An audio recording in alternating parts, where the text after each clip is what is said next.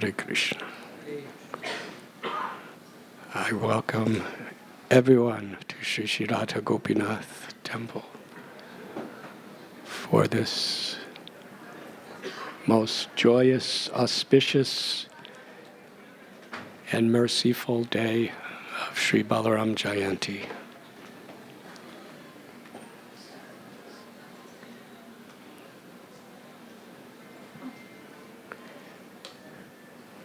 Balaram is the first expansion and the original assistant of Krishna, who is in every way none different than Krishna in both all spiritual worlds and material worlds.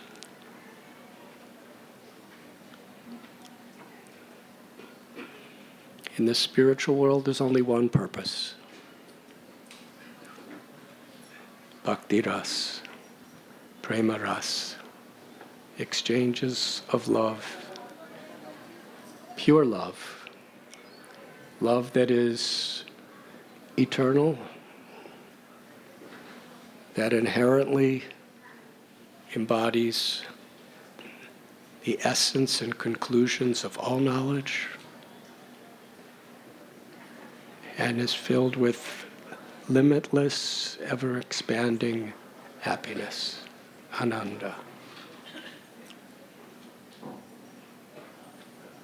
The Brahma Jyoti, which is the impersonal manifestation of Krishna's light, is like a sky.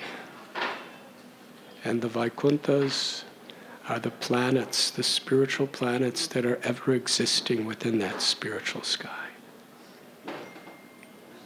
Within Brahma Jyoti, the realization that people seek is a state of blissfulness beyond all suffering, beyond all time, simply to exist in spiritual light.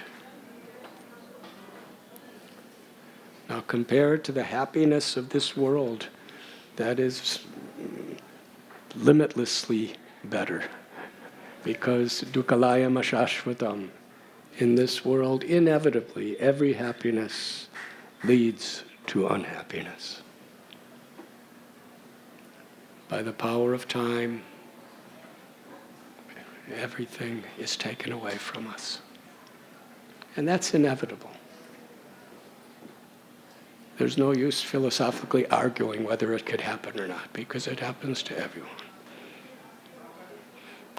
You may be an atheist, you may be an agnostic, you may be from one religion or another religion or a mixture of other religions and so many things.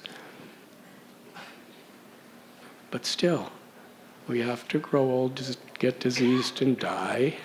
And in the process, padam padam yadvi padam natesham, there is danger at every step. And everything on the mental and physical platform that we attach ourselves, seeking the love of the heart, it will all vanish. And because human beings have a certain type of intelligence, we try to justify so many ways to be happy. But actually, the insects and the reptiles and the fishes and the animals, they're doing the same thing in their way. Maybe not as sophisticated, definitely not as complicated.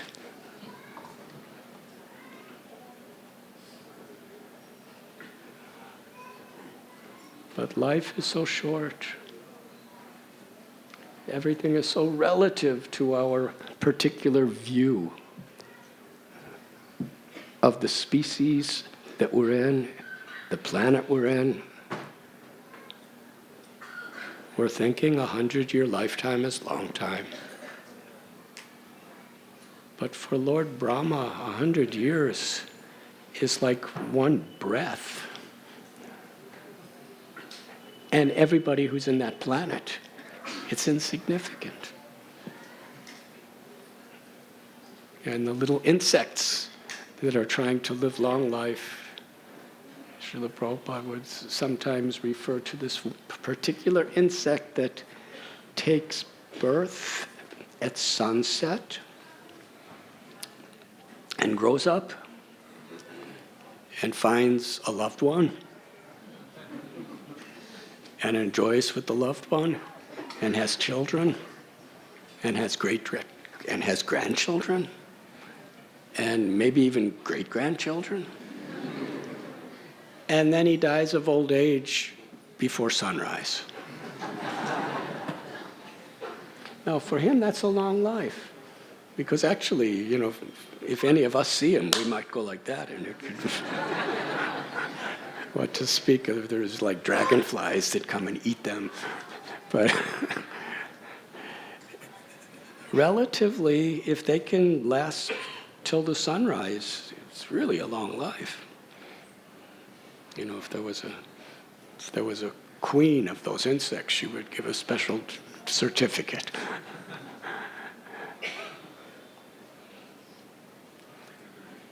So everything is very relative. But everyone is looking for happiness. Everyone is trying to avoid pain.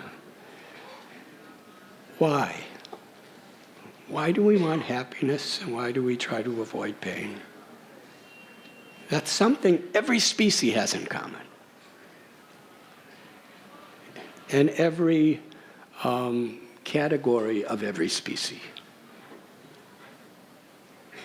We may have different conceptions according to the modes of material nature of what gives us pleasure. In the mode of ignorance, a human being looks for pleasure by exploiting others without concern of hurting others if I gain. That's actually tamaguna, according to the Bhagavad Gita and the Vedic scriptures. To have some moral principles, but just to really want to enjoy sensual and mental activities, through the senses, that's the mode of passion, rajaguna. To accomplish, to acquire. Sattva guna is when a person actually finds much more pleasure in helping others. A mother's love for a child is, if it's a proper consciousness of mother, that love has a primary existence in the mode of goodness. Philanthropy, social welfare, where we actually really care about others. And that mode of goodness begins small with just the well-being of myself, and then so I can better serve my family, and then that expands to the community, the society, the nation, the international humanity, and that expands also to all living beings. That's the idea of ahimsa. Nonviolence doesn't mean just not to kill. It means to actually care about the rights of others with respect and not to cause any unnecessary harm. And by helping others, there's a certain type of pleasure that's much deeper than sensual pleasures or egoistical, exploitative pleasures. But then beyond that is what Krishna comes to teach. When he speaks the Bhagavad Gita, and actually all the avatars of all the great religions and spiritual paths throughout history are coming to give us this information. It is necessary to live in the mode of goodness, but the purpose is to transcend the modes of nature. Because if you just try to stay in the mode of goodness, it's just a matter of time till you're dragged down again to the modes of passion and ignorance. because they're all so interconnected and they're all so twined together. They're mixed. Material consciousness means we're affected by the three modes of nature. And we say a person's in the mode of ignorance when that quality is prominent in the mixture. Or goodness is when that is prominent. But we're all mixed up. And the purpose of life is to understand that we're not this body and this mind, and we're not the ahankar, the ego, that is identifying with this body and mind. Aparayam tastvanyam prakritim. That we are the eternal soul, the jiva. And that jiva is part of Krishna, part of God. And our inherent nature, and the only thing that can truly satisfy the soul, is not just liberation from suffering, but it's experiencing the limitless beauty, sweetness, and power of Krishna's love. Because that's what the soul exists to experience. Maya means that which is not. We're trying to find enjoyment where that pleasure does not touch the soul.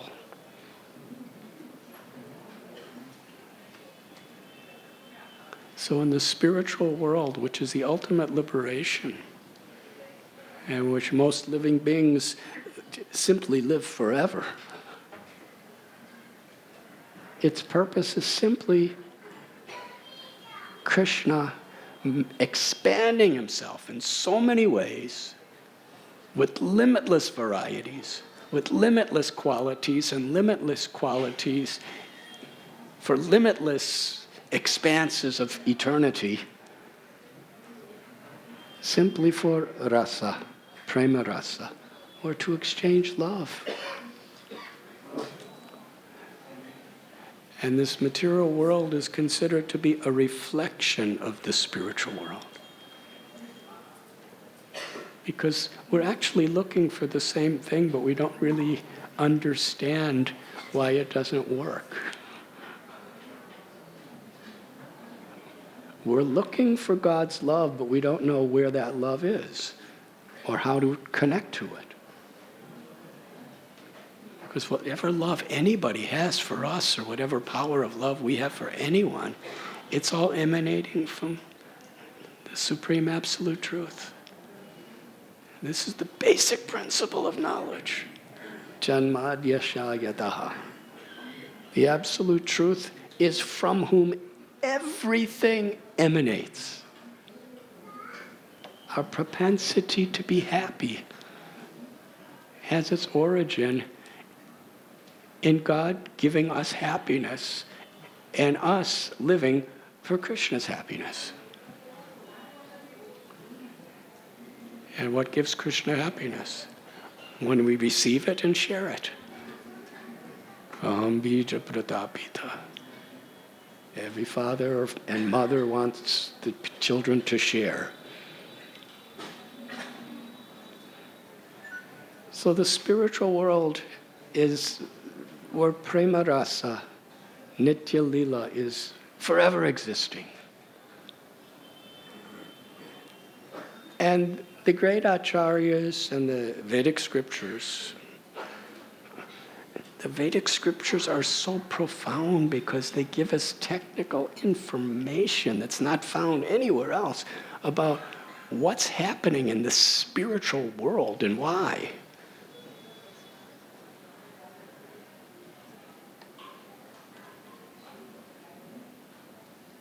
It's beyond time.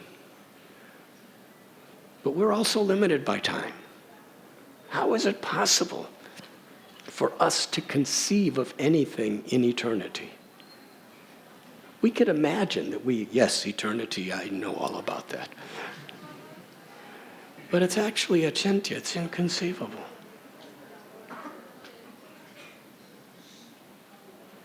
So Krishna, who's the origin of everything that exists, his first expansion in the spiritual world is Balaram. Sri Chaitanya Charitamrita describes Balaram as Swamsa. He's completely non-different than Krishna in every way. He has all the opulences and all the qualities. There are essentially two differences.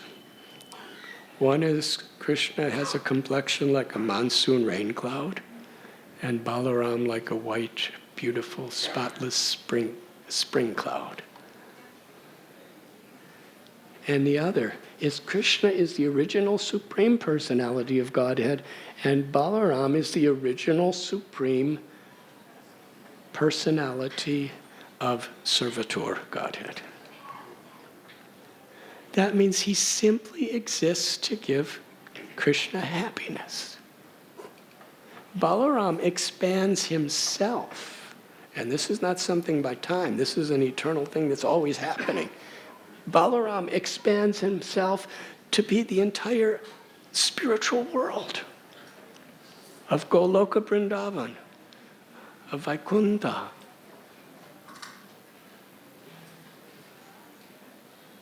Just to provide an environment where Krishna's happy. And what makes Krishna happy? When everyone else is happy. You see, Balaram is not like a sectarian person. He's not just thinking, I'm just going to make Krishna happy and forget about everyone else. Balaram has supreme, unlimited compassion for every living being because he knows that what gives Krishna happiness is everyone's happiness. So he's making all these incredible arrangements forever so that Krishna can enjoy with us and we can enjoy with Krishna.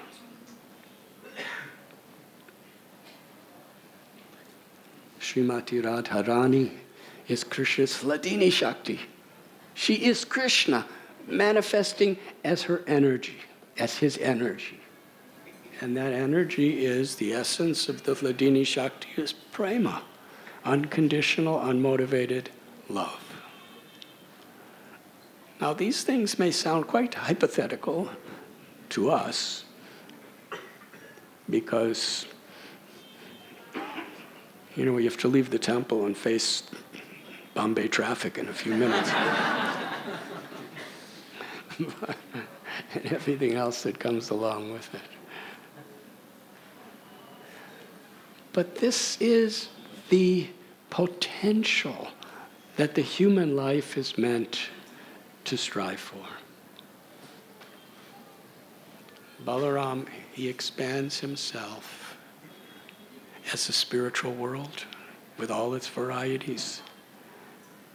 And then there are 5 rasas, or 5 loving relationships in Goloka Vrindavan, where Krishna in his original form of Shamsundar is eternally existing with Sri Radharani and their limitless devotees. There's Shantaras, a kind of neutral way of serving, like the trees. And Balaram expands himself to be Krishna's shoes. How many of you like comfortable shoes?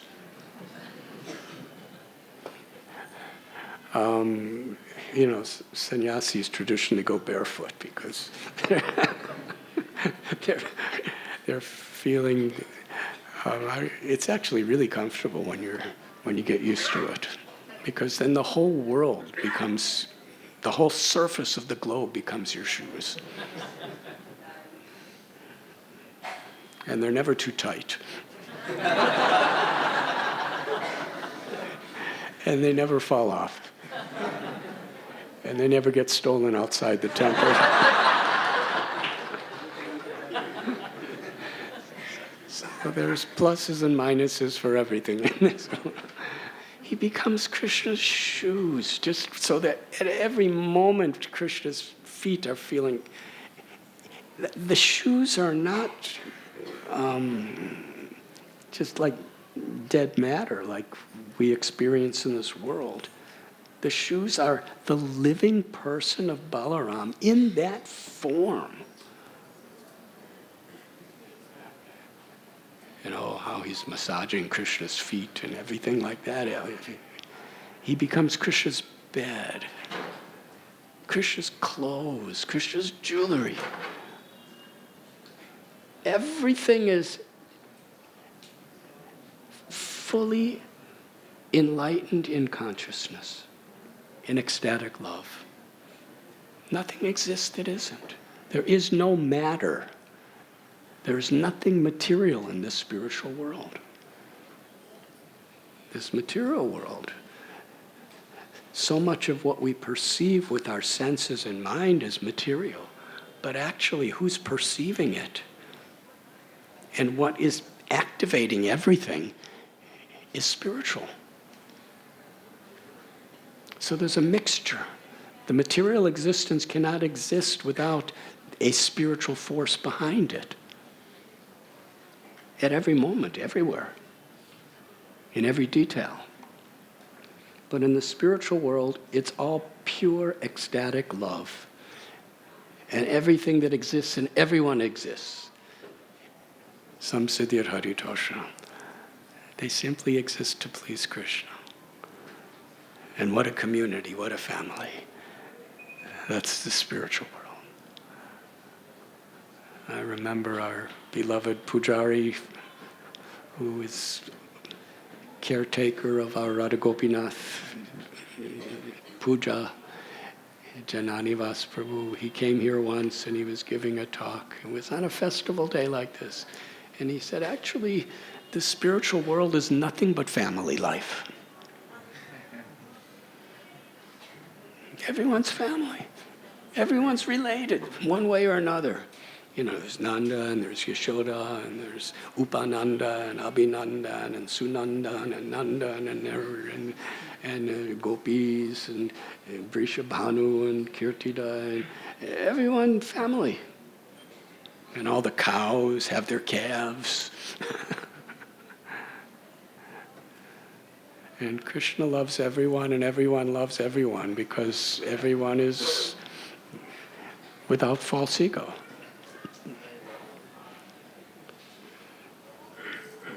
So Jananivas is telling us all about the glory of the spiritual world. It's nothing but family life. And yet he's a brahmachari. He's been a brahmachari.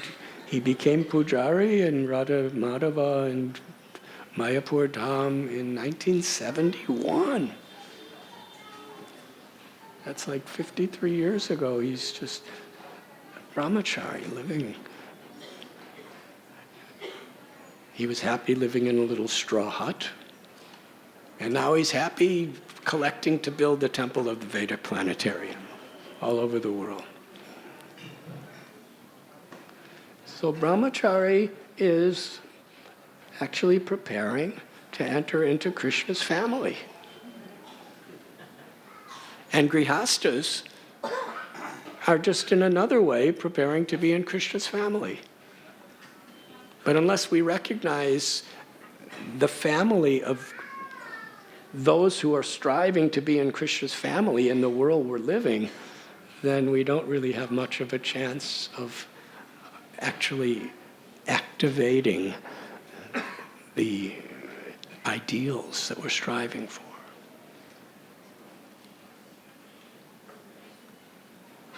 And then in Dasya Ras, Lord Balaram is in every way simply facilitating service. Actually, here at Radha Gopinath Temple, for those on this side of the room, you know, these devotees, I offer you my tens and millions of obeisances. These devotees, you know, when they first started coming, they were they were really young.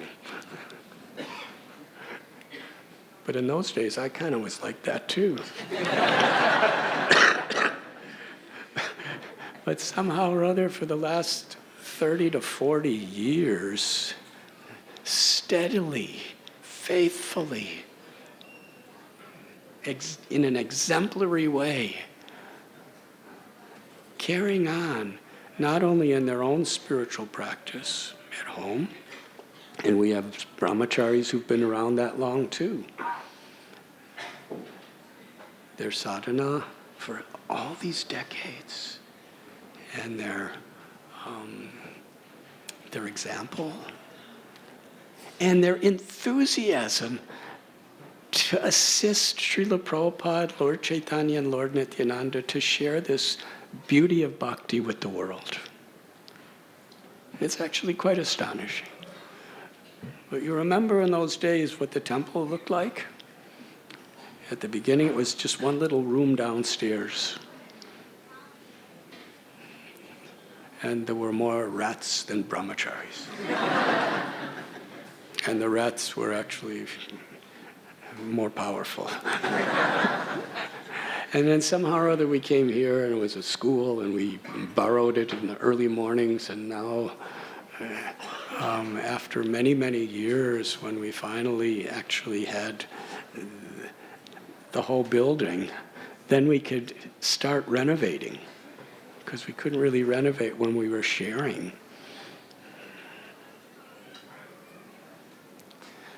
So now this wonderful altar and this wonderful temple room, and what to speak of air conditioning.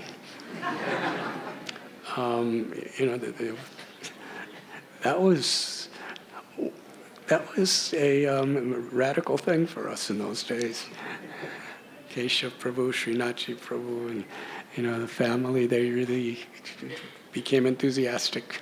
Krishna Chandra and Radha Priya. And why? It's the same principle we're speaking of. Because the temple is a place to make offerings for the pleasure of Radha Gopinath. And why does Radha Gopinath bother coming to this material world? In Goloka Vrindavan, there's nothing but limitless pleasure. Why do they come here?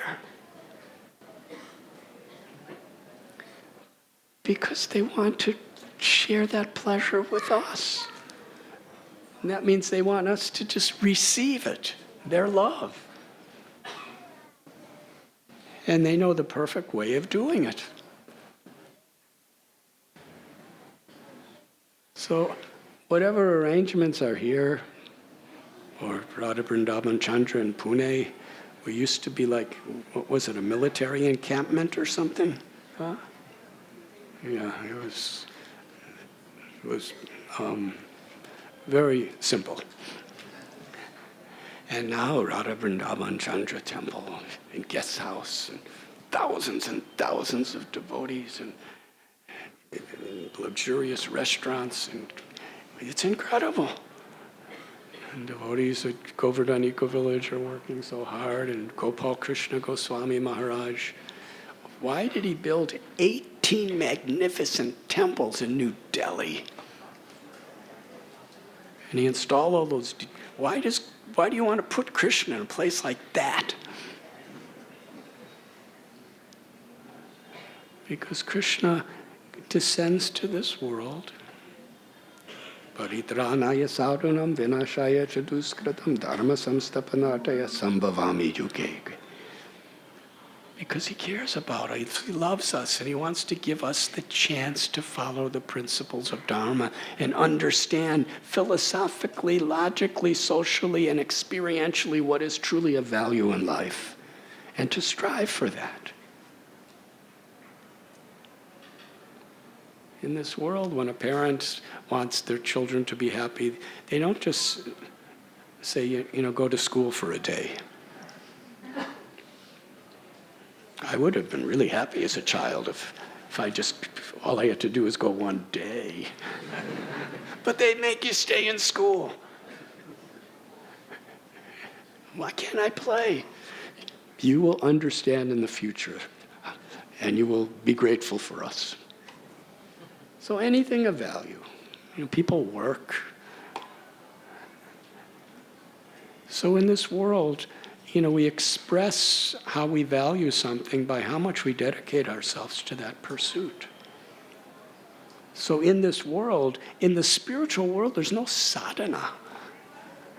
We don't have to get purified. We don't have to learn anything. We simply love Krishna and Krishna loves us and we all love each other. That's reality. Reality the beautiful. Srila Sridhar Maharaj used to say like that. So,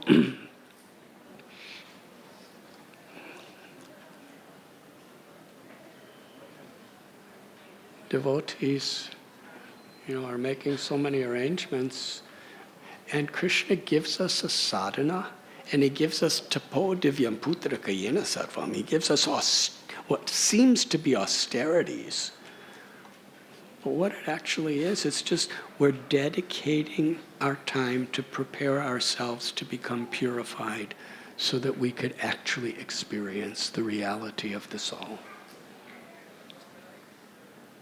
And Krishna is so merciful in all of his avatars, Ram avatar, Krishna avatar, Varaha avatar, and especially Sri Chaitanya Mahaprabhu and Nityananda Prabhu. When they appear, they give the chance to everyone.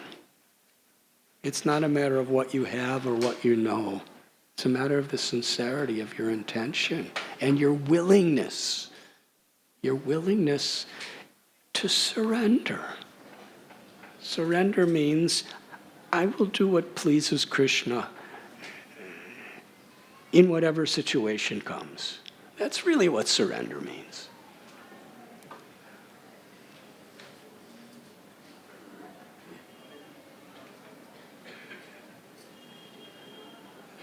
Radha Gopinath has come here, and devotees have made this temple actually in the spirit of Lord Balaram.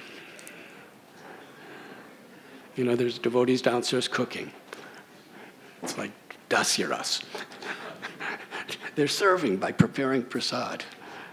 First offering it to Krishna, and then that Mahaprasad, because it will satisfy everyone that comes physically, emotionally, and spiritually.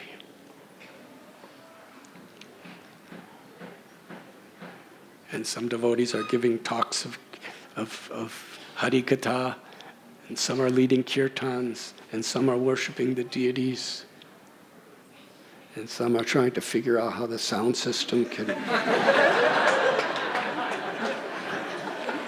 can be heard by everybody. And believe me, that is tapasya. More for the person speaking than the person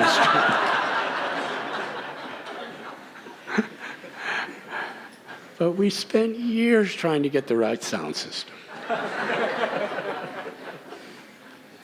And, people go to school and study all kinds of technologies for years, just so that you can hear the lecture on Balaram Jayanti. But actually, those who come to hear are doing the same service. Srila Prabhupada would say there are two types of devotees. One loves to serve prasad and one loves to eat prasad. And actually, if you're in the right consciousness, they're both equal. Because the person serving prasad gets no satisfaction unless you're happy to eat it. Yes? So by eating it, you're serving them. And by serving you, they're serving you. Does that make sense? So this is bhakti. The receiving and the giving are both giving. Why does Krishna receive our offerings? Does he need food? I was seeing the Abhishek, as we all were, and the very last part of the Abhishek is so exciting.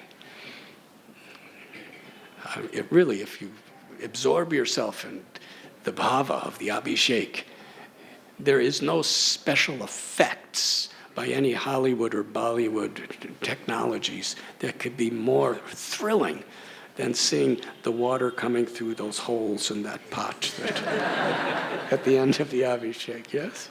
And what is it? It's just water. Now, does Krishna need water from us? You know, the expansion of Krishna's Mahavishnu. And he's laying in a causal ocean, which is infinite. And then there's the Garbhodak ocean. And then a drop of water falls from his feet and it becomes the ever-flowing Mother Ganges, Ganga. And he sends Yamuna down from the spiritual world.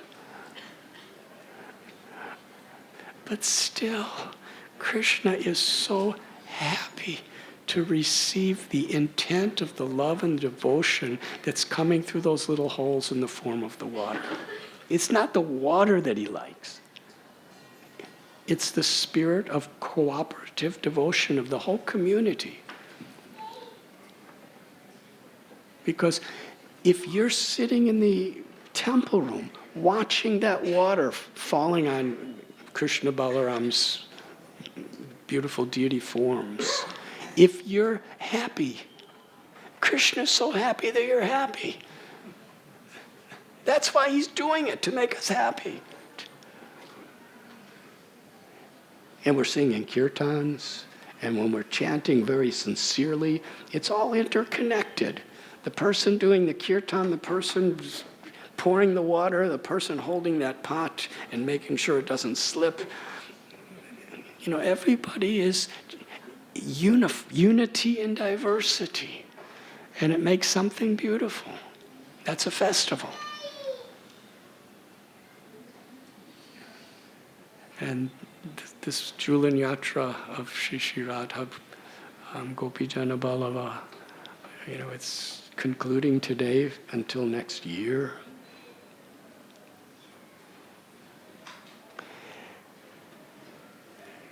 Radha and Krishna are swinging, and there's so many beautiful flowers, and on the altar all these beautiful... Hours and hours and days, devotees are planning and making the flower garlands and making the decorations and planning not only what will please Krishna, what will please everybody. And giving us an environment, an atmosphere where we can truly value the opportunity of purifying our hearts and awakening love for Krishna in our lives. That's the whole purpose of everything we do. To receive and to share. That's why Krishna incarnates in this world. And Balaram is serving by facilitating everybody to enjoy with Krishna. And he's the original guru. That's what gurus are teaching their disciples and followers to do. They're empowered representatives, Shiksha Gurus, Diksha Gurus, empowered representatives of Lord Balaram. So in Dasyaras, so many services. In Sakyaras, Lord Balaramji is Krishna's brother, his playmate. In Vrindavan, he's brother, and we'll get to that. You know, they're learning to crawl together. They're really brothers, and they're just totally there for each other. Then they're learning to walk together. Then they play together. They herd cows. They herd calves together and cows together. They're gopas. They're simply friends playing with each other. And as the elder brother, Vatsalya Ras, when the need is there, Balaram is like a parent of Krishna because he's elder brother, giving him advice, giving him protection. Does Krishna need to be protected? Yes. And no. Because Krishna's Rasa Vihari.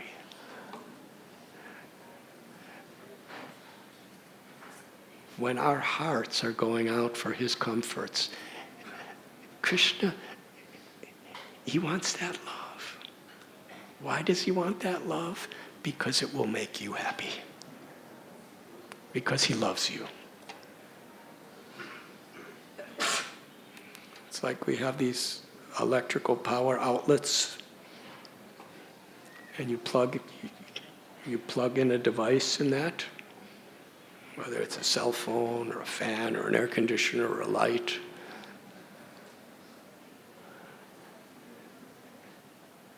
Now the reality is, you need to plug in to function in that way. So we need to plug into Krishna's mercy if we want to function as happy spiritual beings. So Krishna's calling us to plug in so he can just give us the current of his Shakti, his Bhakti Shakti.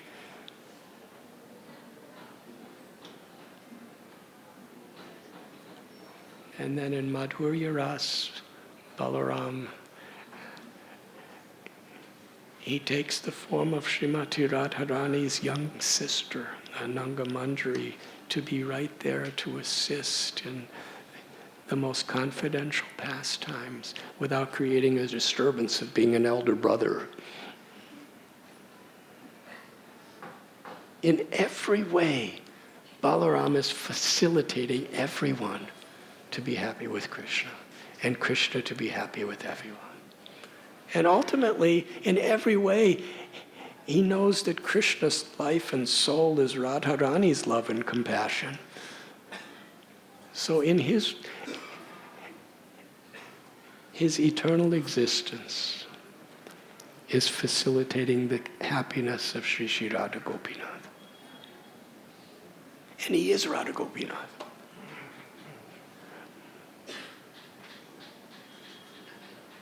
But if Radha Gopinath does not become the devotees, then that perfect loving reciprocation will not exist. Every one of us, jivas, we are the jiva tattva, tatashta shakti. We are all part and parcel of Krishna. We have eternally existed simply with the potential of giving Krishna the joy of receiving his love and offering our love.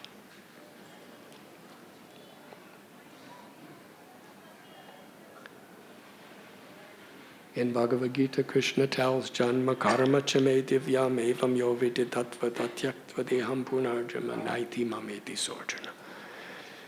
And now with your permission, I'll begin today's lecture.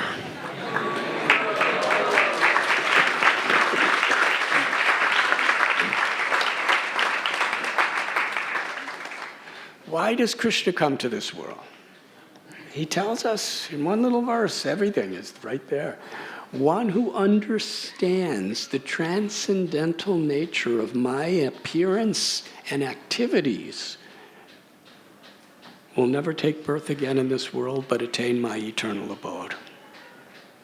So Krishna comes and performs his pastimes, not just to enjoy pastimes in this world, but to set a record by which anyone who tries to understand it, hears about it, and harmonizes their life with these teachings for all time to come. We could all get liberation, because hearing about Krishna is non-different than being in the time and the place of what we're hearing. It's transcendental sound. Krishna's non-different than his name. Krishna's non-different than Srimad Bhagavatam. Srila Prabhupada describes that the nectar of devotion, Bhakti Rasamrita Sindhu, is an incarnation of Srimati Radharani. So if to the degree we're actually receptive and attentive, we are with Krishna. So Krishna performs these beautiful pastimes and gives so many wonderful teachings directly and through his devotees out of mercy and compassion for the people of this world. So we will briefly discuss the appearance of Lord Balaram, with your permission.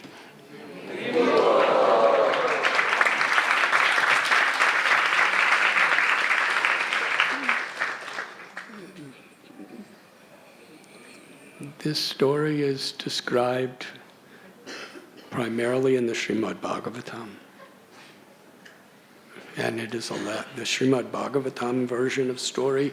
There is much details and elaborations in the Haribamsa by Vyasadeva, in the commentaries, Sridhar Swami, Sanatan Goswami, Jiva Goswami, Vishwanath Chakravarti Thakur, Bhaktivinoda Thakur, Srila Prabhupada. There's so many wonderful ways that devotees with their realizations and their love are sharing with us. The Gopal Champu of Jiva Goswami has always been one of the primary sources of information for these Krishna's Leelas. So I'll speak from some of these. Shukadeva Goswami begins in Mathura. And according to the Bhagavatam, in 8 days will be Janmashtami, Krishna's birthday.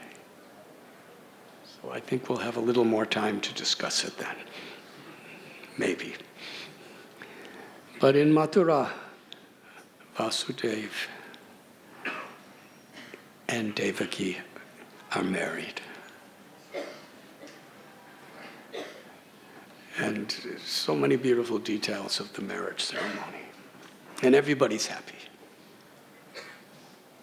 Because this is a royal marriage.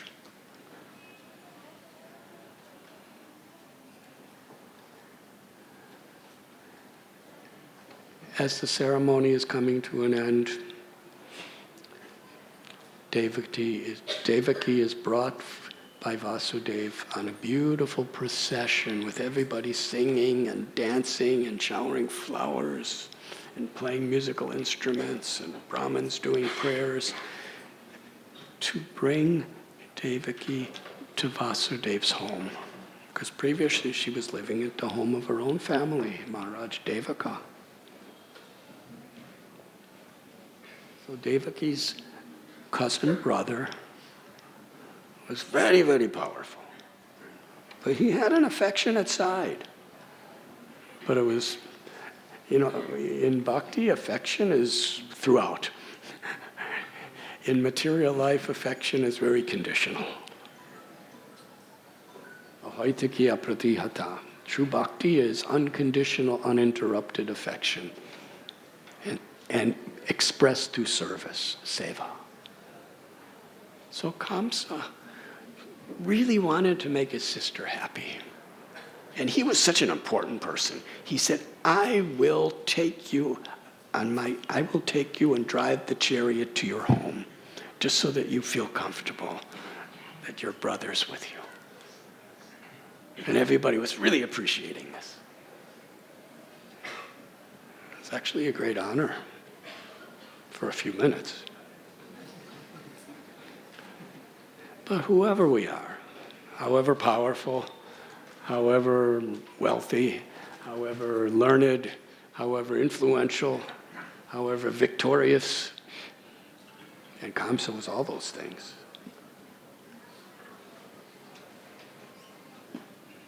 A voice came from the sky.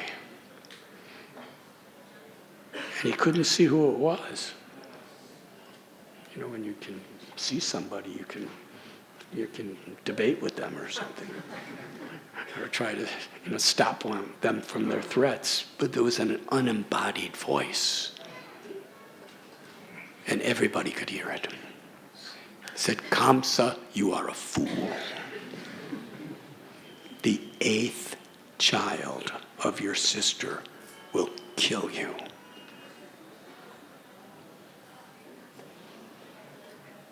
He was really an extreme embodiment of materialistic life.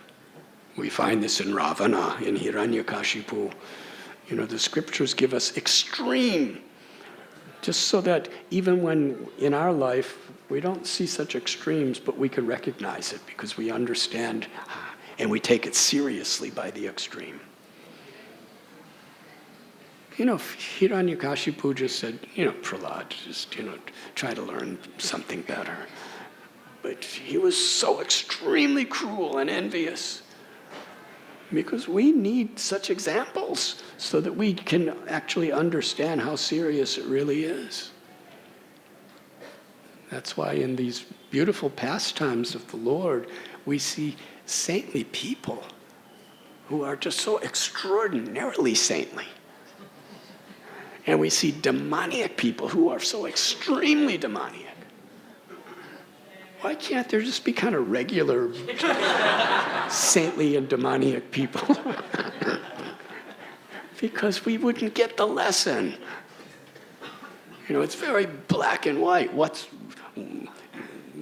is material and what is spiritual? Kamsa heard this, drew his sword,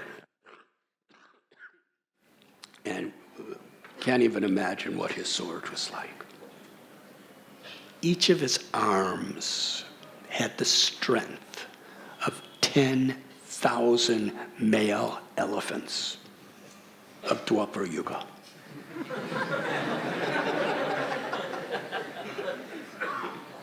The elephants of Kali Yuga are like pet cats compared to the way they were in those days. Can you imagine the type of sword he carried? He drew it, grabbed Devaki by the hair, and with wrath, fear and wrath in his eyes, he was about to sever her head without hesitation. Vasudeva, he just got married to her that night. He loves Krishna. So what does detachment between a husband and wife mean? We find Vasudeva, his detachment wasn't, I'm not attached. Kamsa, you could do whatever you like. I'm not attached. I'll move on in life. I'll join the brahmacharya. He cared. He cared about his wife. I'm not going to judge, but perhaps as much as you care about your wife. And because he had such pure love for Krishna, he cared about his wife beyond what we could even imagine.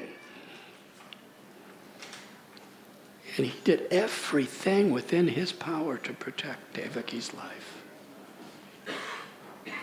Because for him, this is Krishna's daughter entrusted in my care. I will die to protect her.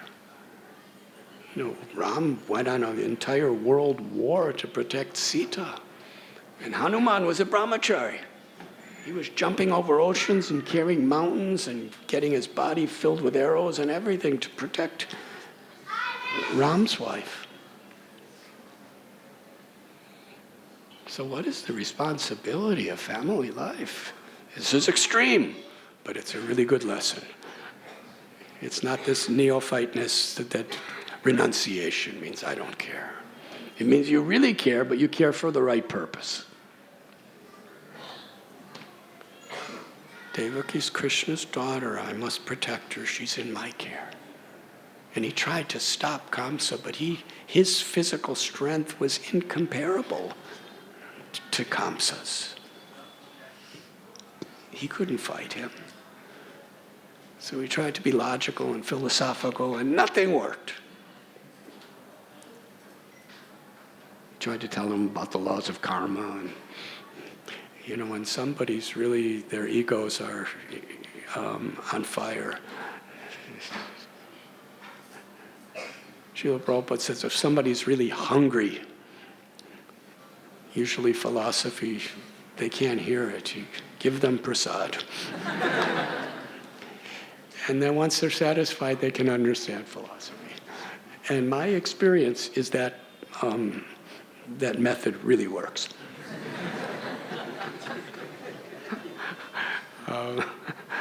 In my own life, I was teaching Bhagavad Gita with thousands of classes and everything like that, and then I started teaching vegetarian cooking classes, and everyone wanted to learn Bhagavad Gita.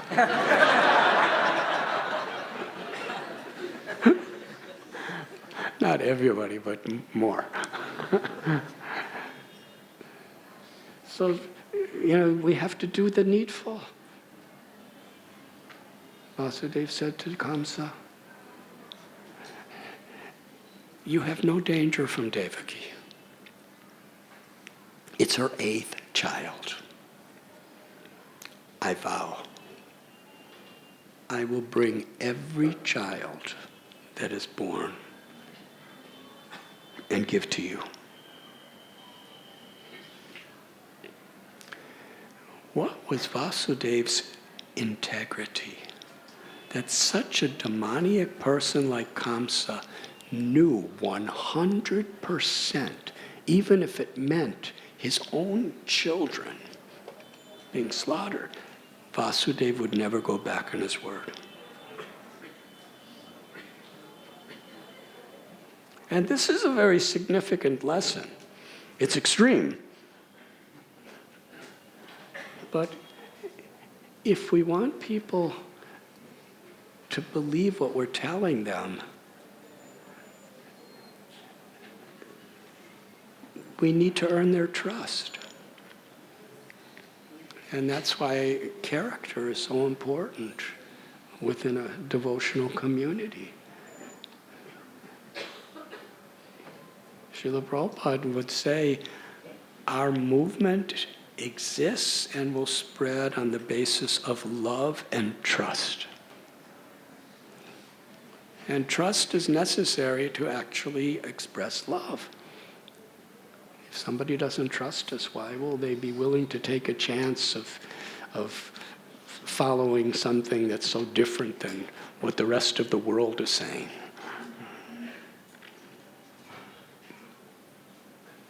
Kamsa said yes. And Vasudeva, he did it. A little baby was born, and he brought the baby to Kamsa. And Kamsa was so overwhelmed with appreciation. You're willing to make this risk just to be true to your word? I have no danger from this. It's the 8th child. Bring him home, enjoy. So he brought him home. The child's name was Kirtiman. But then Narada Muni happened to visit Kamsa. Narada Muni bhajaivi narati kadamana name. What type of kata he gave Kamsa?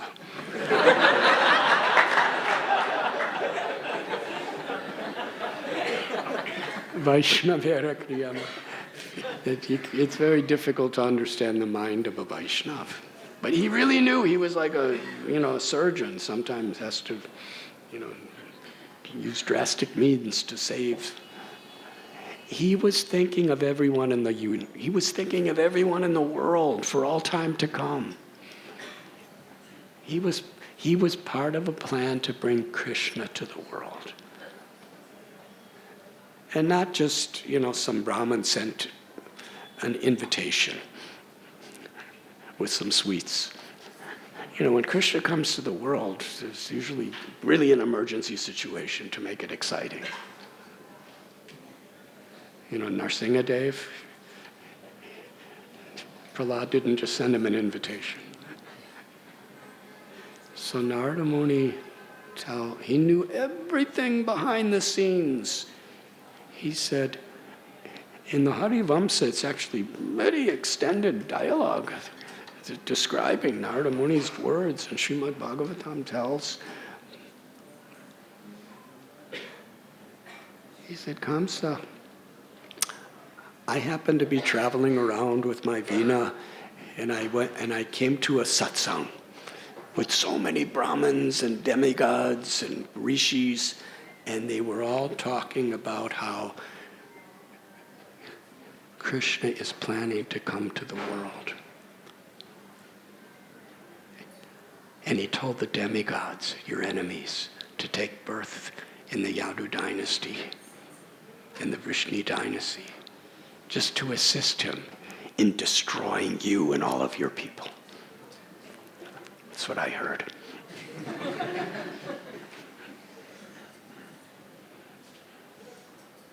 And one more thing. In your past life, your name was Kalanemi, and Krishna killed you. And he's come to kill you again. Narada Muni Bhajan.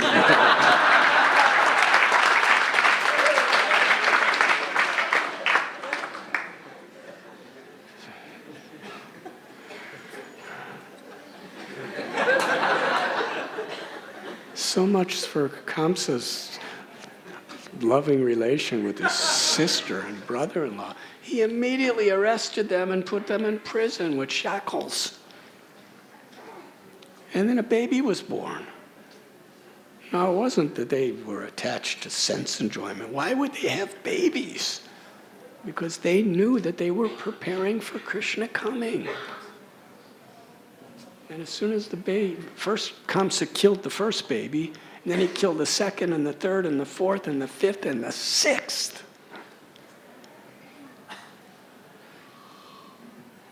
But Narada Muni understood who these babies were. There was, what was that rishi's name? Marichi. Maricha or Marichi? Marichi, yes, Marichi. Thank you, Braj Bihari Prabhu Radheshan. He was born of Lord Brahma's mind, and he represents the mind.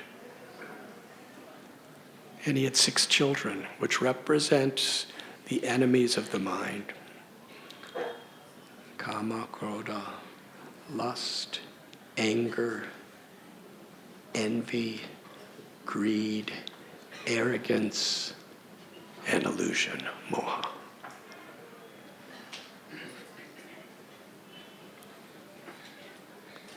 And he understood that they were, it's a long story, and I'm only going to speak a moment. They were living in the higher planets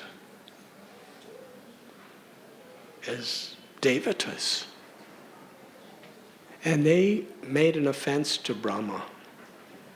And because of that offense, they had to come to take 2 births as demons. They became the sons of Hiranyakashipu first. And they weren't like Prahlad. But one time they went out to perform yoga and tapasya. And they didn't ask Hiranyakashipu's permission.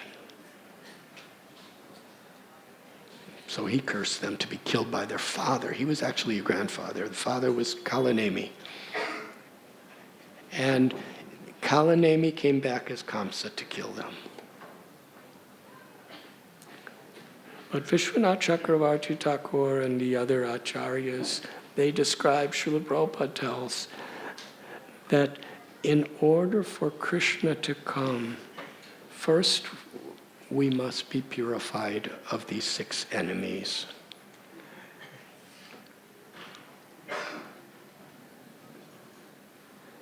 And actually, after they were killed by Kamsa, eventually they got to drink the milk of Devaki and they went back to the spiritual world. So Narada Muni was everybody's well-wisher.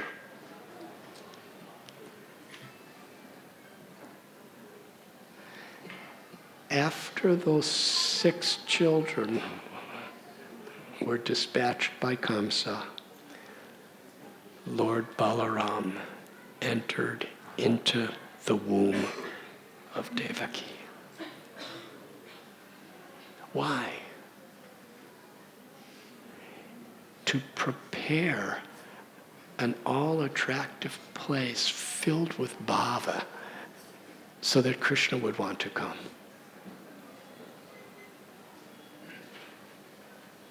You know, in a very simplistic way, we build temples and we build beautiful altars and we try to develop nice communities so that Krishna will want to come to manifest himself for the welfare and the well-being of the whole world.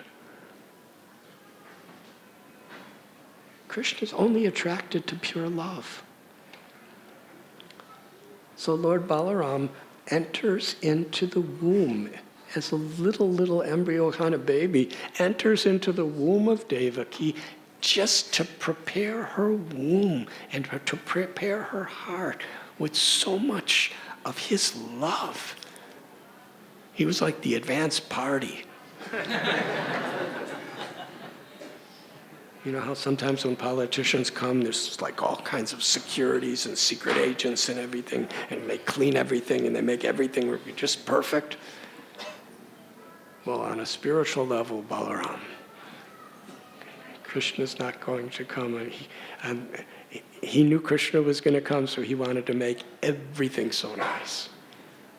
And the combination of Balaram's ecstatic, loving preparations in the womb and Devaki's motherly love for Krishna made her heart and her womb irresistible for Krishna.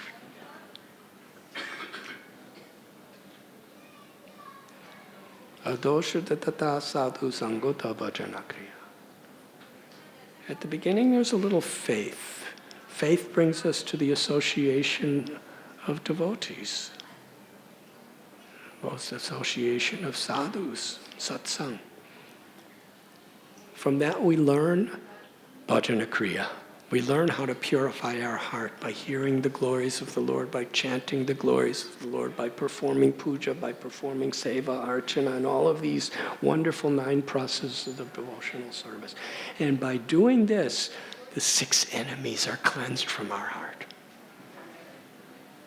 And after they're completely cleansed, still, it's not attractive to Krishna. Because when we have no more false ego, no more lust, no more greed, no more envy, no more anger, no more illusions, no more envy, still, that doesn't attract Krishna. They were all gone. When they were gone, then Balaram came himself to fill it with prema bhakti. And that is why Balaram is the original guru. He's not only teaching us how to purify our hearts, but even in the pure state, he's teaching us how to please Krishna. Because it's not just the negation of the negative that pleases Krishna. That's necessary. But it's the positive acceptance of seva that pleases Krishna. Meanwhile, in Gokul, Nanda Maharaj is king, Yashoda Maya is his queen. They're cowherd boy, man and woman, and everybody in the Brajabasi community loved them more than they loved their lives. Why? Because Nanda and Yashoda loved every Brijabasi, every cow, every bird, every peacock, everyone. They were willing to sacrifice their everything for everyone's welfare. And the reciprocation is every single community member was willing to sacrifice everything to help them, to make them happy. There was total love and trust. No one was happy because Nanda and Yashoda for years and years had no children. And they were, the family members, Upananda and Abhinandan and Sunanda and Nandan, and they were arranging pujas, and everybody else was arranging, so many prayers. And Devaki and Vasudeva, they were having these visions of this beautiful, beautiful little child. Vasudeva said, I saw this beautiful child who had lotus-like eyes and complexion like a monsoon cloud. And he was describing the beauty. He said, I totally fell in love with this child. I can't live with this child. I can't think of anything except this child. And Devaki said, I had the same vision. I was too shy to tell you about it. But I'm 24 hours a day longing for this child. But to get this child, it's not going to be, just through pious activities. It's only through pure devotional service. So they practiced. And meanwhile, the Brijabasis, they were feeling so much deep, deep anguish that Nanda and Yashoda had no children. And one day, an elderly Brahmin lady came to Gokul. And she was so effulgent with purity and compassion and wisdom that the Brijabasis welcomed her. This was something very, very special. And she introduced herself. My name is Purnamasi, and this little child that I'm with is my grandchild. He's a Brahmin boy. His name is Madhu Mangala. My son is Sandipani Muni. My daughter-in-law is Sumukhi Devi, and their child is Madhu Mangala. And I brought him here. And my guru is Narada Muni.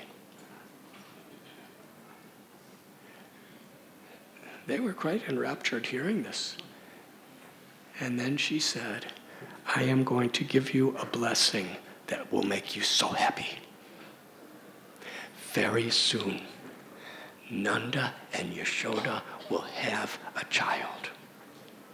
And this child will be the most beautiful, the most merciful, the most wonderful child. He will give infinite, ever-increasing joy to all of Gokul and to the universe. And all the Brijabasis started dancing and saying, Ki Jai.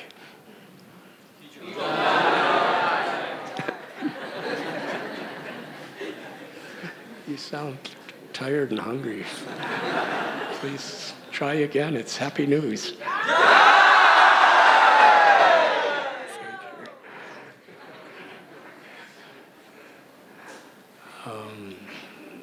So they wanted her to stay. So they found out what makes her happy. They built a little hut on the bank of Yamuna for her. And she decided to stay there with her little Madhu Mangala.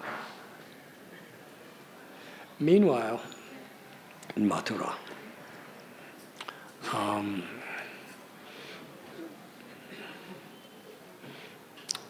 Balaram is still preparing the womb and the heart of Devaki.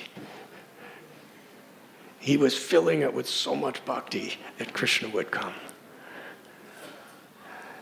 And Devaki, in her prayers, she was just filled with love.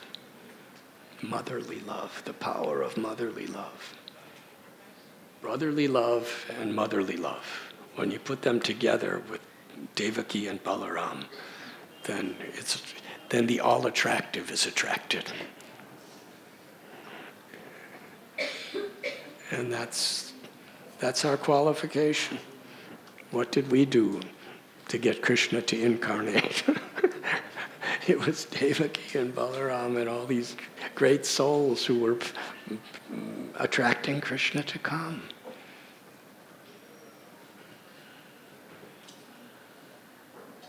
At that time, Krishna,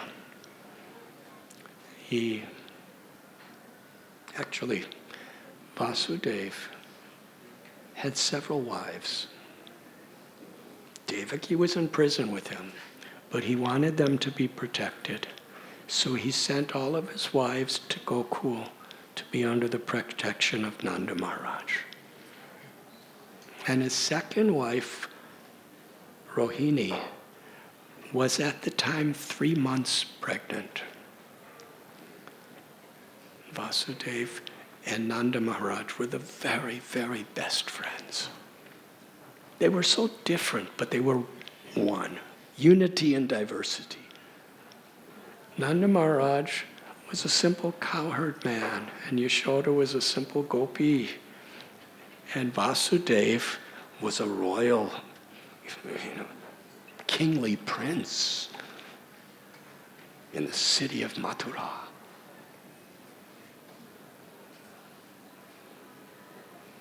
But their trust, their love for each other was so deep. When Rohini came across Yamuna to Gokul from Mathura, and she met Yashoda, it is described by Jiva Goswami, it was like the Ganga and Yamuna coming together at Prayag.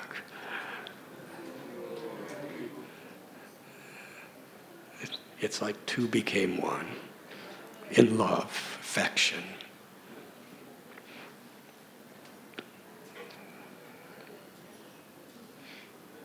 Krishna then, all this is going on, Krishna called Yogamaya and told Yogamaya that I want you to transfer the child of Devaki across the Yamuna to Gokul into the womb of Rohini. And then I want you to become the daughter of Yashoda. And I'll be there as your brother.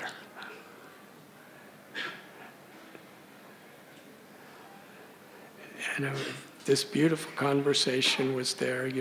Yogamaya accepted the instruction and circumambulated the Supreme Lord and said, Om, I will. And then she did. According to the Acharyas in the spiritual world, Rohini is a wife of Vasudeva, and she's the eternal mother of Balaram, the original mother. But yet, in this world, Devaki is also his mother because Balaram spent many months in her womb.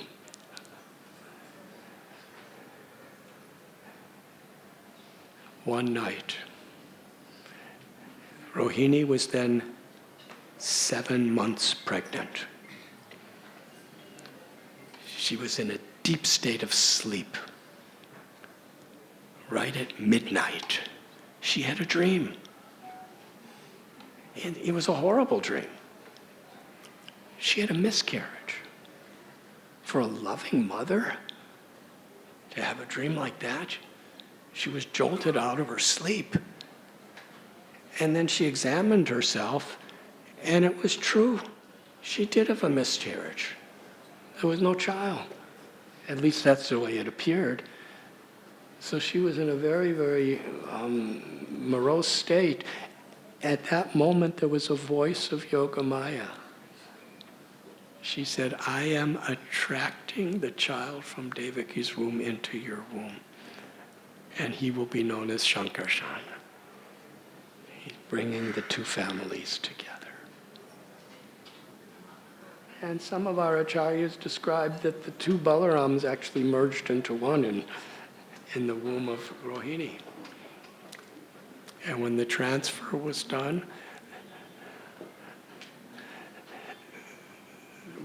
what happened in the preparations of Krishna's appearance is something that perhaps we will discuss on Janmashtami. But Balaram was now preparing for Krishna to come to Gokul.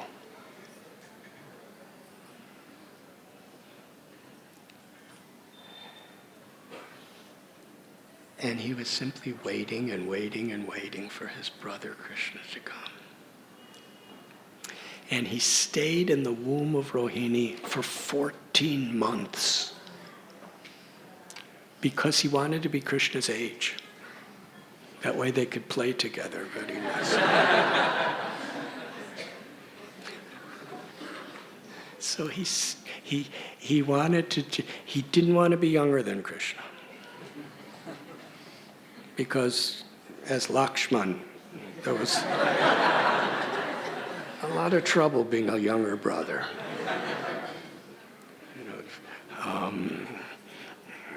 Make a pyre and tell Sita to go into the fire.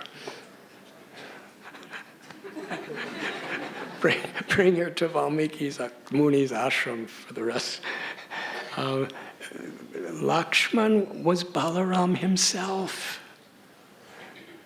Actually, when the Supreme Personality of Godhead in Goloka, his first original expansion, none different than himself, is Balaram, who's simply the absolute truth in a mood of serving the absolute truth and facilitating every type of service for all of us. That's why he's the original guru. In the Bhakti tradition, the guru never claims to be God. The guru simply wants to serve God and bring others to God's love eternally. That was what was taught by Ramanujacharya, Madhvacharya, Sri Chaitanya Mahaprabhu, Ballabhacharya, all these great acharyas, Nimbarkacharya. Jivera Swarupoi Krishnara Nityadas. We're all eternally loving servants of Krishna.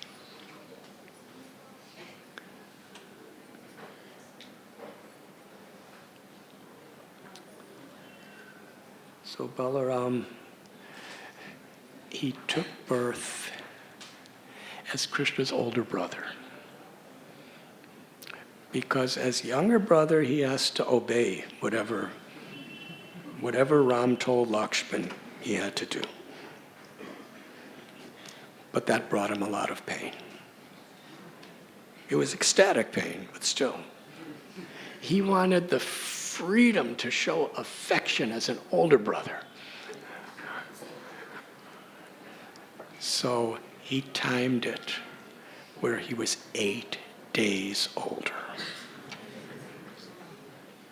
So when he came out, when Krishna was born and he was born, they were like the same size and everything.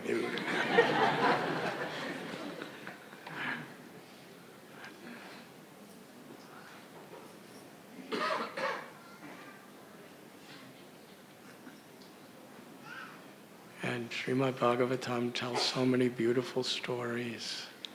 How when Krishna and Balaram were little babies, Rohini Devi, Balaram's mother, and Yashoda Mai, Krishna's mother, they lived for their children.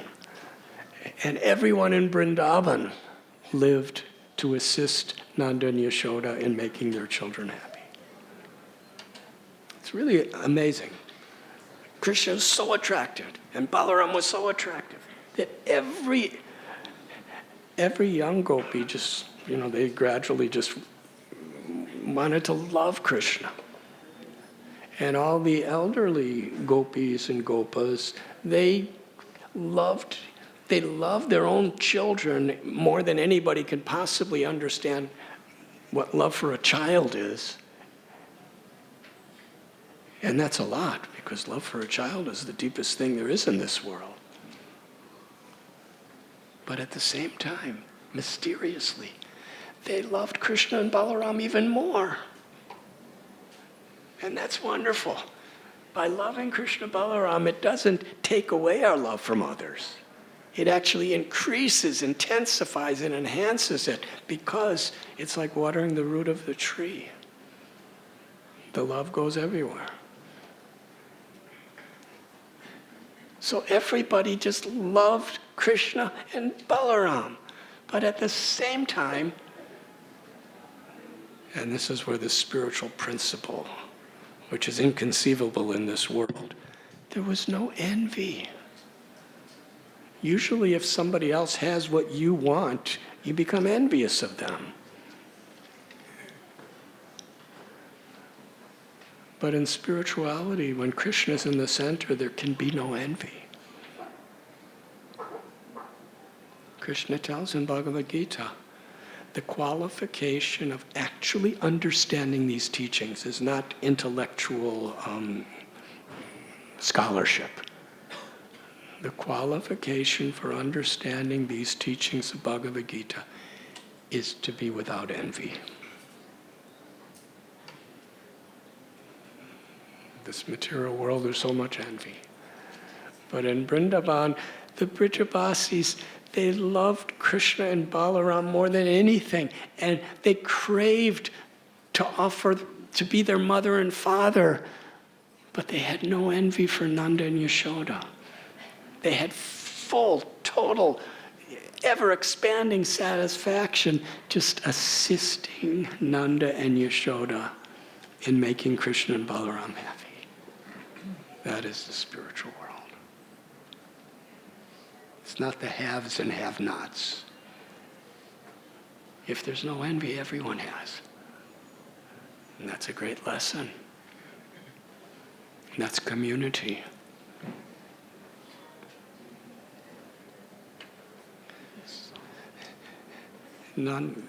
Yashoda Mai and Rohini Devi, there's not that much talk about Nanda Maharaj in the really early days. It's mostly Yashoda because the mother is the one who's really on the, and Rohini. They would just be holding their little children, and after some time, they found the greatest fascination in seeing tiny little specks of white coming in the form of teeth. And they would compare, they would count. You see this tooth? Yes, yes. Now this is what it means to be transcendental.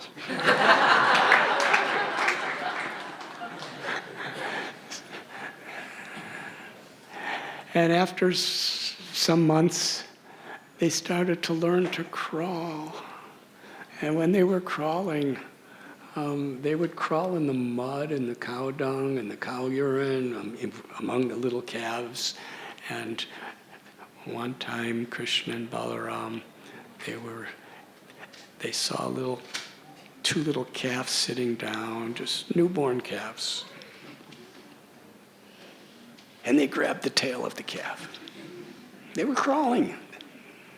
They didn't learn how to walk yet. And the calf got scared and jumped up and started running. And Krishna and Balaram, they were appearing to be really afraid. So they were holding as tight as they can to the tail. So they were afraid if they let go, they would be hurt. And the calves were afraid because somebody was holding their tail.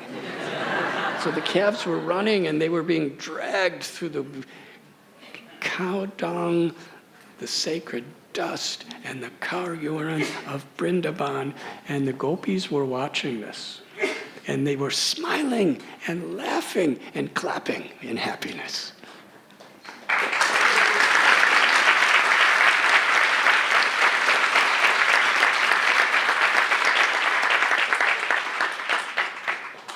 Just like that.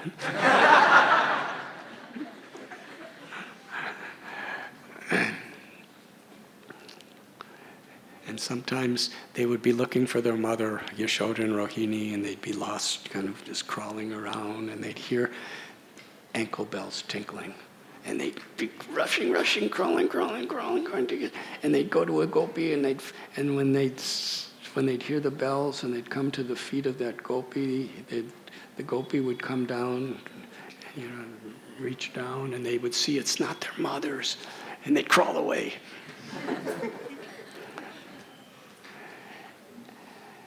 Nanda Maharaj was trying to teach both of them how to walk.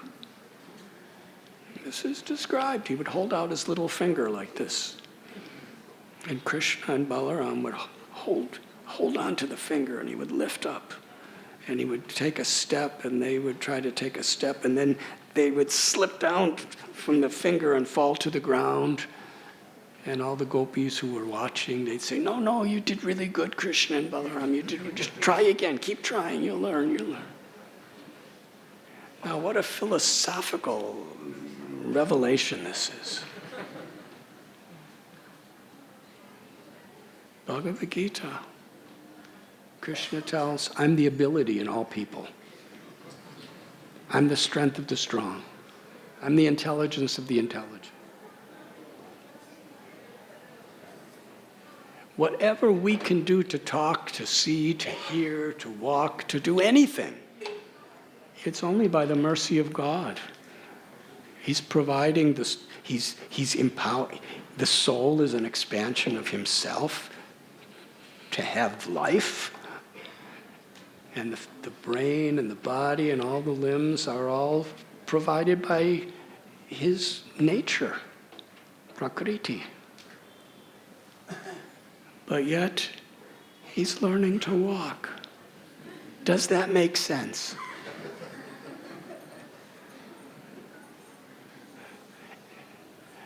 It makes more than sense. It doesn't make sense, it makes more than sense. In the sense,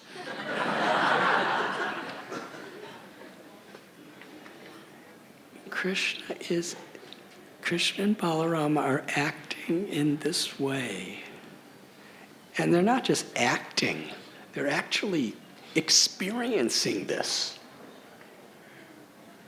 just to attract the love of their devotees. Now, here it is, over 5,000 years since that happened. And we're listening to it and we're thinking, oh, Krishna is so... As we develop love for God, these stories awaken a love that is beyond any satisfaction in creation. So Krishna's simply, not only for Yashoda and Rohini, but also for all of us to hear how the almighty, all great, all powerful, absolute truth, the source of Narasimhadev, the source of Varahadev, the source of Mahavishnu, the source of Garbhodakshai Vishnu, the source of Ramchandra, the source of Parasuram, the source of everything that exists. Aham sarvasya prabhavo mata sarvam pravartate. Krishna says, I am the source of all material and spiritual worlds. Everything emanates from me. And yet they're learning how to crawl and they're learning how to walk just to attract our hearts and give us the opportunity. And Srila Prabhupada explains that the love of a child for a parent is a love that is oriented around a lot of taking. Yes, the parent is giving, and the child is taking. But the love for a parent to a little child is nothing but giving.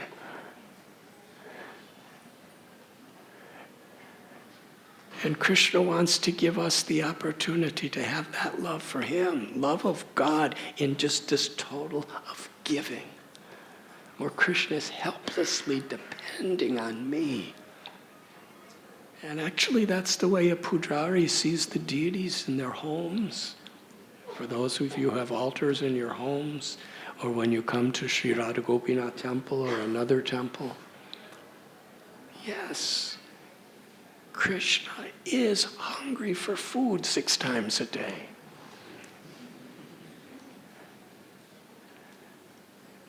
Why is he hungry for food? All food is coming from him. Whatever food we're having to give him, he's giving us. But he's not thinking like that. He's hungry because it's giving us an opportunity to selflessly love and serve. And that's bhakti.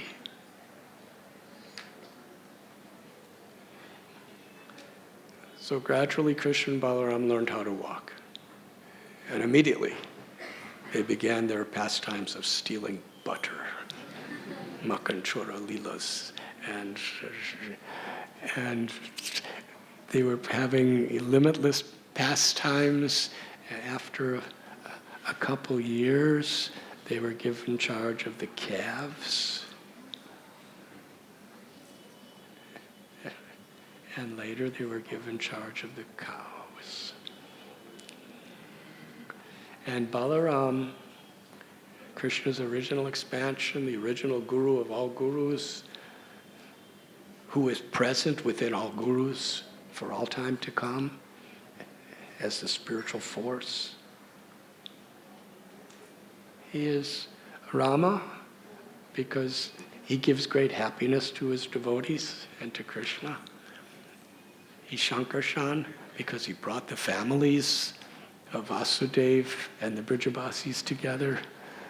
And he's Baladev, which means or Balarama, because he enjoys exhibiting the supreme, inconceivable power of strength. He's the source of all spiritual strength. So Balaram Jayanti, it's really a day that we need to understand because we need to be strong. Strength to resist immoral temptations. So many obstacles of nature, obstacles of other people, insects, snakes, thieves, other nations who are enemies, even sometimes the person sitting next to you in Srimad Bhagavatam class. So many obstacles. It's a world of obstacles, imminent. How to have the strength to pass through it with spiritual integrity in such a way that we're pleasing Shri Shri Radha Gopinath. For that, we need to take shelter of Lord Balaram through this Guru Tattva, through the strength and the power of devotion.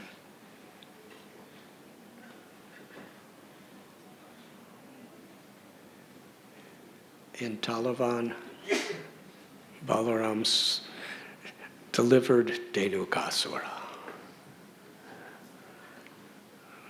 who was so mighty and so powerful and so aggressive and so cruel.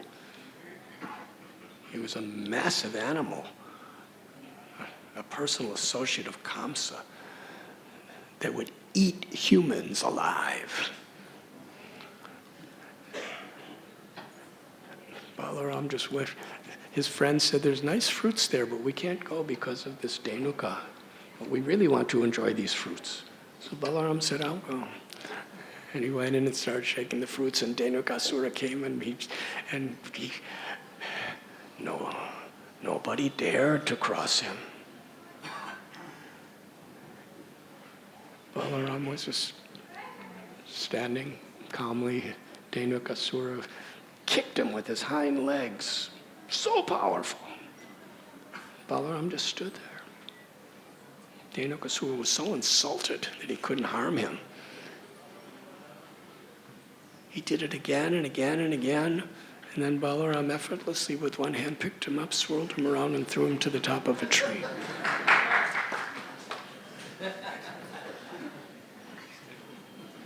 And then all Dhenukasura's, like, his military friends. It was like a gang of horrible monsters. They all came. You know, whatever monsters and horror movies, maybe in novels and books and cinemas, they can't ever create somebody like Dhenukasura. He was really bad. And Balaram gave him liberation and all his friends. And then in Bandiravan, another great tyrant monster, Pralambasura, came to kill Krishna and Balaram and all the Brijabasis. And Balaram, you know, he disguised himself as one of the cowherd boys who didn't come to the pastures that day. And they were playing. And Balaram lost. No, Balaram won the game. Yes, and Krishna was on the other side. They were the captains. And Pralamba joined Krishna's side. And the penalty for losing is you have to carry the winner on your shoulders. So this little Pralamba cowherd boy, he looked so sweet and so nice and everything like that. Balaram got on his shoulders and then he started running in the Bandiravan forest, deeper and deeper and deeper. And Balaram was thinking, where's he taking me? Balaram did not want to be separated from his friends because they were playing so nicely. He wasn't so concerned with killing a demon. He just wanted to play with his friends. So he became heavy, little by little. And Pralambasura took on a huge form like a mountain. And Balaram, with his hand, he just went. Pralambasura was finished, liberated.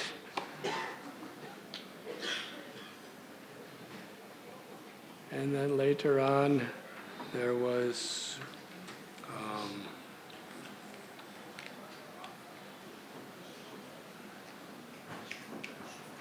Vivida. That happened, I think, at the Raivata mountain near Dwarka. He was actually one of the soldiers from Ram's army. But somehow or other he offended Lakshman. He was envious of Lakshman. He did some aparad, so he kept living, but he became demoniac. And he was so powerful, he would stir the ocean and there would be tidal waves all over the place. And Balaram also liberated him. And then in Naimisharanya, when he was on pilgrimage, Romaharshan, he was taking the role of a representative of Vyas because he was so learned and so attractive in the way he spoke. But he did not have respect for others. He was arrogant.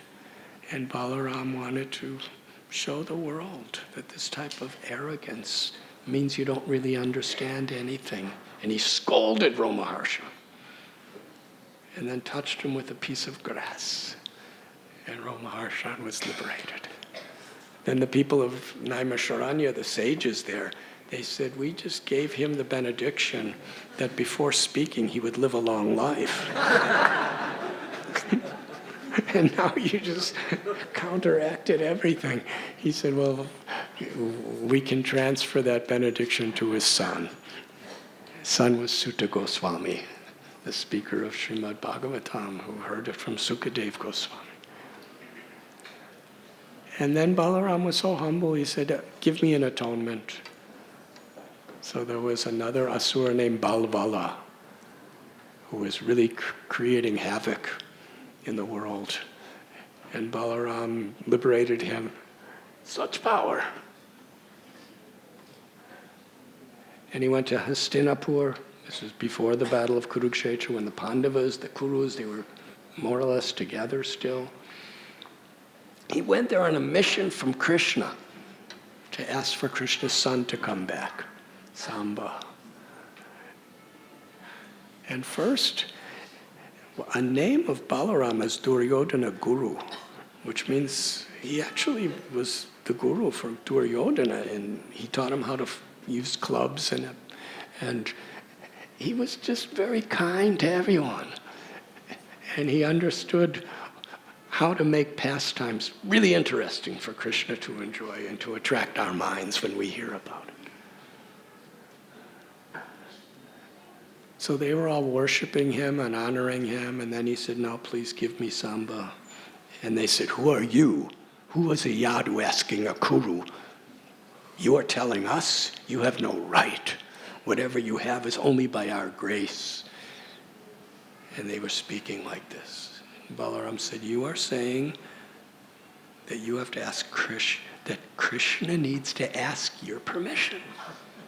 You are saying that Krishna is depending on you." He wasn't thinking of himself, he was only thinking of Krishna. And he took his plow and I have a cough, so I can't do special effects. With one blow of his plow, the entire Hastinapur became separated from the earth planet. And then with his plow in the ground, he began to drag the whole kingdom of Hastinapur to throw it in the river. And all the Kuru dynasty, Bhishma, Drona, Karna, all of them together, they understood, we're finished. The power of Balaram is more than all of us together multiplied by millions. So they all humbly came forward with Samba in the front. and his wife that he had just taken, and said, "Please, we just wanted to see you perform your pastimes of strength." But of course, you take Samba back to Krishna. That is Balaram's power. And then there is the beautiful story of when Balaram went back to Vrindavan at Ramghat on the bank of Yamuna, where he was performing Rasa Leela with his gopis. He came from Dwarka to do that. And that's when, with his plow, he showed his prowess to Mother Yamuna, who with great love and devotion surrendered to him. Balaram is the source of all spiritual strength. He's the power and strength aspect of God to overcome all obstacles. And therefore, we take shelter of Lord Balaram. In next incarnation, Balaram Brajendra Nandana Jay Sachishu Tohoilo She Balarama Hoilo Nitai. He comes as Lord Nityananda.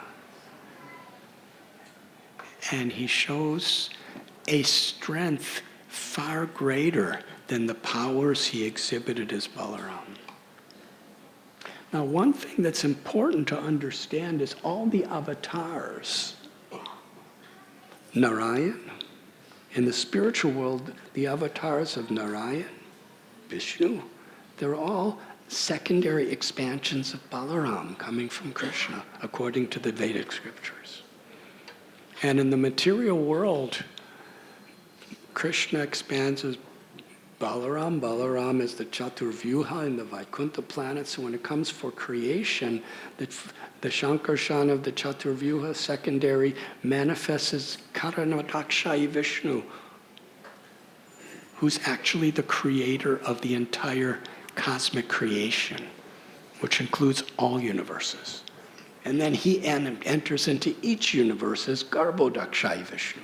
And then Garbhodakshayi Vishnu enters into each universe as the leader of that universe, the Kshirodaya ocean, and then he enters as the Paramatma in everyone's heart. These are the expansions. And all the avatars are emanating Krishna through Balaram. Narsingha, Varaha, Kurma, Ram. They're all, they have their existence eternally in Vaikuntha, but when they come to incarnate, they do through the agency of Balaram's powers.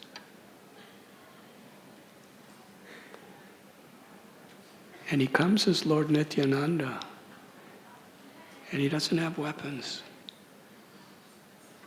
His power was far greater than he ever exhibited before. His power was compassion, forgiveness, tolerance, humility. He loved everyone. Just as Balaram did everything for Krishna, Lord Nityananda did everything as for Lord Chaitanya. He went house to house, village to village, bathing ghat to bathing ghat, shop to shop, along with Haridas Thakur, who's Brahma in previous birth. They would come with folded hands, with straw between their teeth and humility, and beg people. Worship Krishna. Hear about Krishna, speak about Krishna. Remember Krishna. Krishna's your mother, Krishna's your father, Krishna's your real wealth, and Krishna's your life and soul. And Krishna's come in this age of Kali in the form of his holy names. Everyone, I beg you, I pray, I fall at your feet requesting, chant the names of Krishna. Hare Krishna, Hare Krishna, Krishna Krishna, Hare Hare, Hare Ram, Ram Ram, Hare Hare. Dina hina yatachilo harinam udharilo tara sakshi jagai madai. To such an extent, he didn't consider who was fit. Whether you were a simple mother, or whether you were a working in the farms, or making clay pots, or whether you were a king or a queen, whether you were a highly learned Brahmin, or you didn't even know how to say the alphabet. Just chant the names of Krishna, and you will be my life and soul.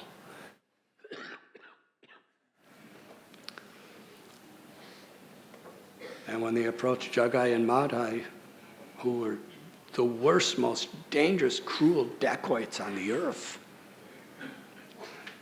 they attacked Lord Nityananda. They beat him on the head, made him bleed with a pot. He's Balaram. He could have just gone like this.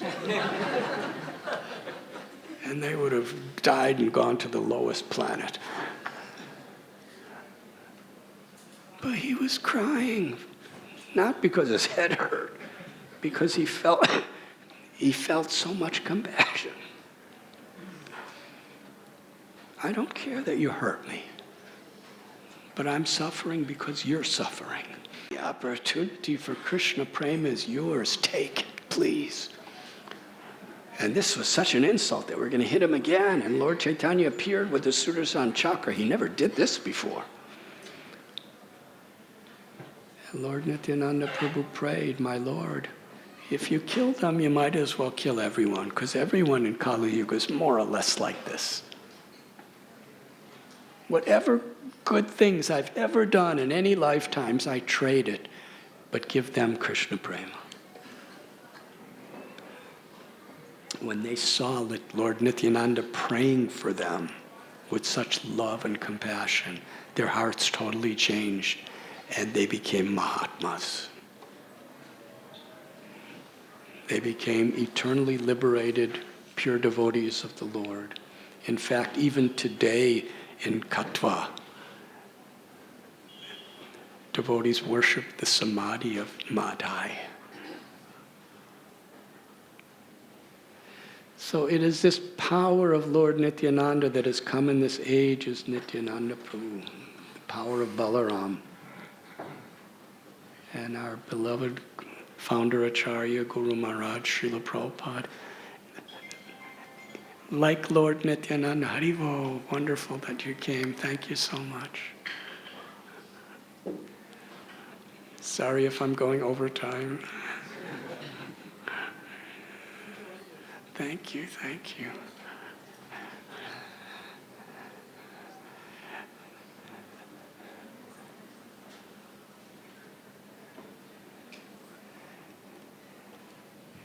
Essentially, the same mission. Nityananda Prabhu went from house to house. Srila Prabhupada was going from house to house,